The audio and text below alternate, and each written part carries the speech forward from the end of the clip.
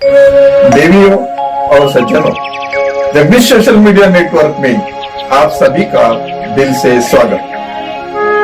प्रतिदिन के अनुसार प्रस्तुत करते हैं स्वामी वासुदेवानंद जी सरस्वती इनके अमृतमय वाणी द्वारा विष्णु सहस्त्र नाम प्रवचन। प्रथम नमन आपको। जय गुरुदेव।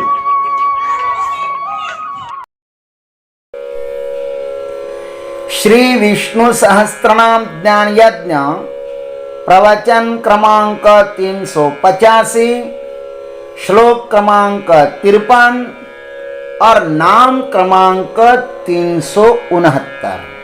जय महाकाल। आज 1 जून 2021 है और आज से उज्जैन नगरी में होने वाले अपने महामृत्युंजय महायज्ञ की पूर्णाहुति के ठीक 256 दिन शेष है। जय महामृत्युंजय महायज्ञ।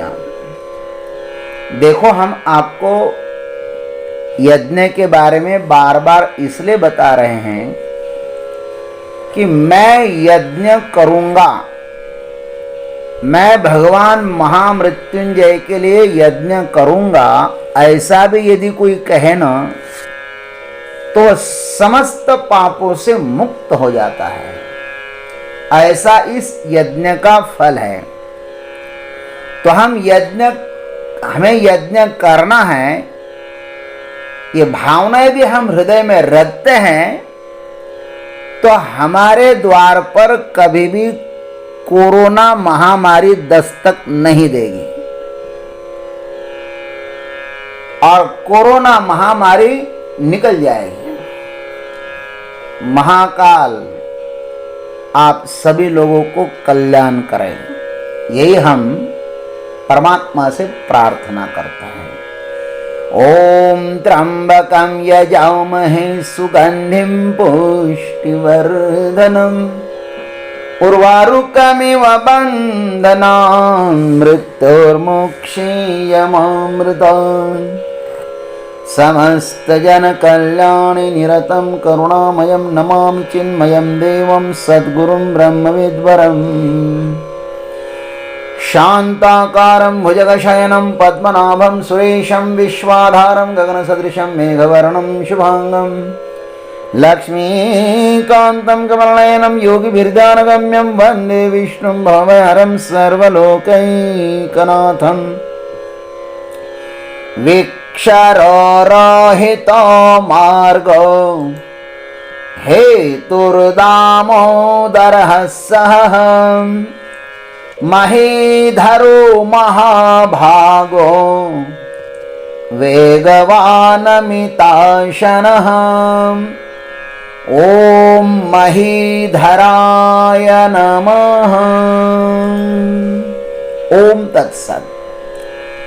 पहले भगवान को सह कहा। भगवान का नाम क्या है? सह। दामोदर सह। देखो कितने सुंदर है भगवान के नाम। जितना चिंतन करो ना उतना अधिक आनंद आता है। देखो, सहन करने के 2 कारण होते हैं। कितने कारण होते हैं? 2। अपनी दुर्बलता अर्थात अपने में किसी बात का अभाव होना अथवा दूसरों के प्रभाव में आकर मजबूरीवश सहन करना। लेकिन भगवान को यह सब कुछ सहन करने का इनमें से कौन सा कारण है? इसलिए उनका नाम सह है।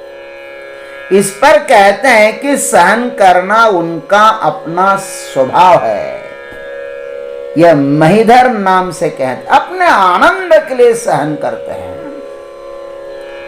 महीधर, महीधर का अर्थ है पृथ्वी को धारण करने वाले। भाष्यकार बहुत सुंदर अर्थ लिखते हैं। महिम गिरि रूपेण धरति इति महीधरः। आप लोग भी एकांत में बैठ करके ना इस नामों पर चिंतन करना, आपको बड़ा आनंद आएगा। भाष्यकार लिखते हैं पर्वत रूप होकर महिमा ने पृथ्वी को धारण करते हैं। इसलिए भगवान महीधर इस मही को, पृथ्वी को धारण करते हैं। भगवान का यह नाम बड़ा ही रहस्यमय है। भगवान इस धरती को क्यों धारण करते हैं? इस धरती को धारण करने से उनको क्या लाभ है, क्या लाभ मिलता है? जीवों के द्वारा कर्म 3 प्रकार से किया जाता है। कितने प्रकार से? 3 प्रकार से। एक भोग के लिए, एक ईश्वर के लिए, और तीसरा है अपने आनंद के लिए। अज्ञानी लोग भोग के लिए कर्म करता है और उसे कर्म करना ही पड़ता है। लेकिन भक्त जब कर्म करते हैं ना, वे ईश्वर के संतुष्टि के लिए कर्म करते हैं और वह कर्म करने में स्वतंत्र भी है और परतंत्र भी है। लेकिन ज्ञानी और परमात्मा ये दोनों भी अपने आनंद में मस्त होकर कर्म करते हैं। कर्म करने में ज्ञानी या भगवंत ही एकमात्र सर्वतंत्र स्वतंत्र है, क्योंकि जीव और भक्त ये दोनों अज्ञानी हैं और ज्ञानी मात्र आत्म साक्षात्कारी है। भगवान इस धरती को अपने आनंद के लिए धारण करते हैं। उनको इस धरा को धारण करने के लिए किसी का भी दबाव, बर्डन नहीं है। श्रुतियों ने कहा एकाकी न रमत अथवा एको हम बहुश्याम। इसलिए भगवान इस सृष्टि को धारण करते हैं। जैसे हम लोगों ने भी ये सांदीपनी आश्रम बनाया और यह महाकाल का मंदिर यहाँ पर प्रकट हुआ, इसमें इसके पीछे हमारा कोई कर्तृत्व नहीं है, आनंद है, मात्र आनंद। हमारे पास भगवान ने समय दिया था, भक्तों ने धन दिया था, अतः सब ये हो गया, उनको करवाना था। अब भी हम गौ माता की सेवा करते हैं, उनको खाना खिलाते हैं, उनका गोबर मैं स्वयं उठाता हूं और इस YouTube पर आप लोगों को प्रस्थान त्रय का प्रवचन दे रहा हूं। लेकिन ये सब किस लिए? केवल अवसर का सदुपयोग करते हैं। यह करने में हम स्वतंत्र हैं। हमारे गुरुदेव ने एक दिन हमें बड़े प्यार से कहा था कि देखो, जीवन में खाली कभी भी मत बैठना, समय का सदुपयोग करते रहना। यह समय आपको पुनः नहीं मिलेगा। इसलिए तो भगवान ने इतना सुंदर अवसर दिया है, इतनी सुंदर परिस्थिति दी है। अब तो कोरोना काल में सबको घर में बैठने के लिए सरकार ने मजबूर किया है, तो अपने बाल नोचने की अपेक्षा, इधर उधर किसी की निंदा करने की अपेक्षा, अरे शास्त्र का श्रवण करो, भगवान का भजन करो। एकांत में रहकर आकांत मत करना, एकांत में रहकर के भगवान का चिंतन करो तो जीवन कृतकृत्य हो जाएगा। अपने आनंद के लिए जियो। इस कार्य में हमारे गुरुदेव की आज्ञा भी है और हमारी इसमें रुचि भी है। और ध्यान रखना, भगवान हमेशा हमें हमारी रुचि के अनुसार ही परिस्थितियां देते रहते हैं। आज की जो परिस्थिति है ना, ये हमारी कल की ही कमाई हुई संपत्ति है। अतः बड़े आनंद के साथ उसका सेवन करना चाहिए। समयासी सादर भावे और देव ठेविल तैसे ची रहावे। भगवान का संगीत मेरे अहंकार के कारण कभी बेसुर नहीं होना चाहिए। अज्ञानी हमेशा प्रकृति के विरुद्ध काम करता है, प्रकृति से लड़ता रहता है, इसलिए दुखी होता है। ज्ञानी हमेशा प्रकृति के अनुकूल रहता है, इसलिए सुखी होता है। ज्ञानी हमेशा प्रत्युत्तर ही देता है और अज्ञानी प्रश्न खड़े करता है। ज्ञानी मार्ग खोजता है और अज्ञानी अवरोध निर्माण करता है। इंद्र ने अवरोध निर्माण किया और भगवान कृष्ण ने उसके प्रश्न का उत्तर पर्वत को उठा कर दिया। सुखदेव जी महाराज बड़े प्यार से कहते हैं, गोपैर मखे प्रतिहते व्रज विप्लवाय देवे विवर्षति पशुन कृपया रक्षुं धार्तोच्छिलिन्द्रमिव सप्त दिनानि सप्त वर्षौ महिध्रमनघैककरे सलीलम। जब भगवान श्री कृष्ण की आज्ञा से ग्वाल बाल इंद्र का यज्ञ बंद कर गोवर्धन की पूजा करेंगे ना, सुखदेव जी महाराज बता रहे हैं, हे परीक्षित, तब इंद्र ब्रज भूमि को डुबाने का प्रयत्न करेंगे। उस समय 7 साल के श्री कृष्ण 7 दिन तक गोवर्धन को वैसे ही धारण करेंगे जैसे कोई व्यक्ति बरसात में अपने सिर पर छाता धारण कर लेता है। लेकिन पुनः प्रश्न यह उठता है कि भगवान ये सब कठिन कठिन काम इतनी सहजता से कैसे कर लेते हैं।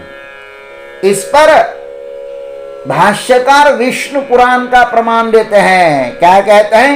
ज्योतिंषि विष्णु भुवनानि विष्णु वनानि विष्णुर्गिरयो दिशश्च नद्यः समुद्राश्च स एव सर्वं यदस्ति यन्नास्ति च विप्रवर्यः।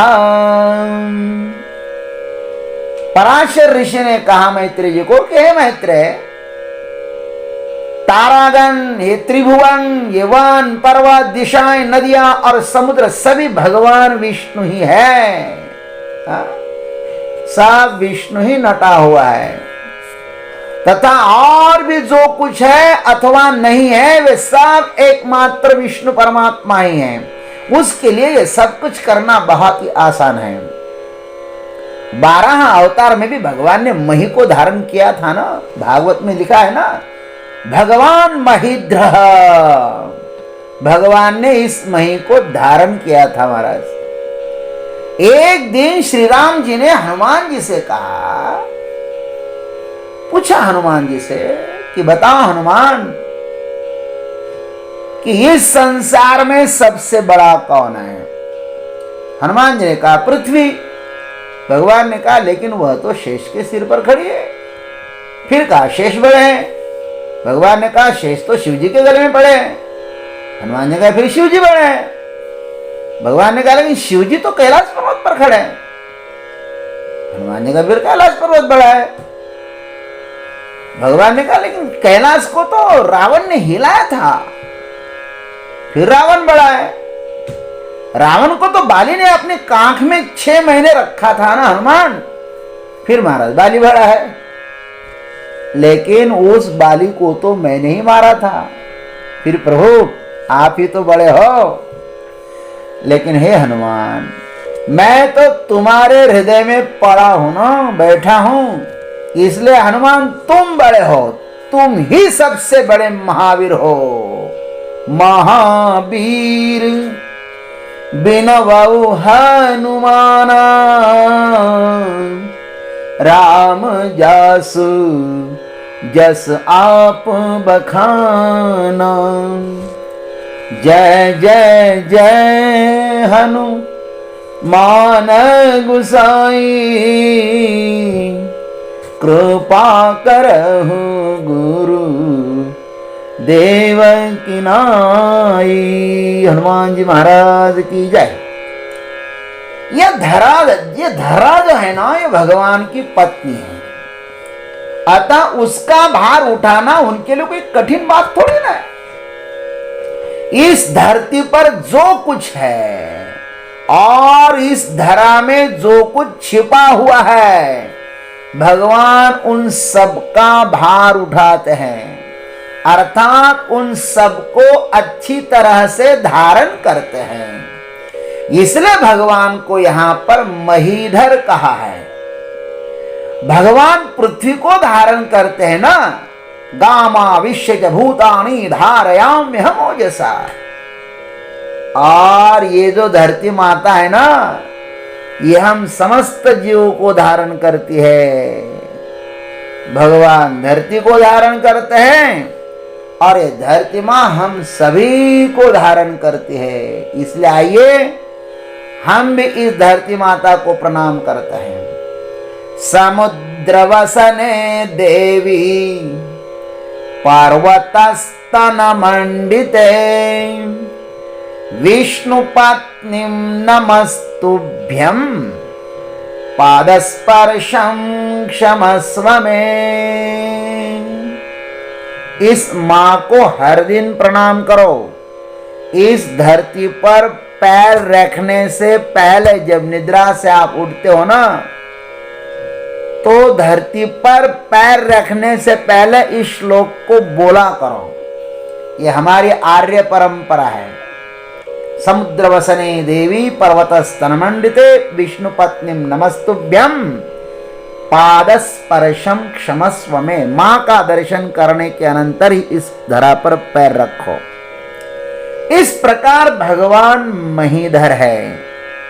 महीधर को हम प्रणाम करते हैं और आज की वाणी भगवान के श्री चरणों पर समर्पित करते हैं। जय गुरुदेव, जय जगदीश्वर, जय जय महाकाल।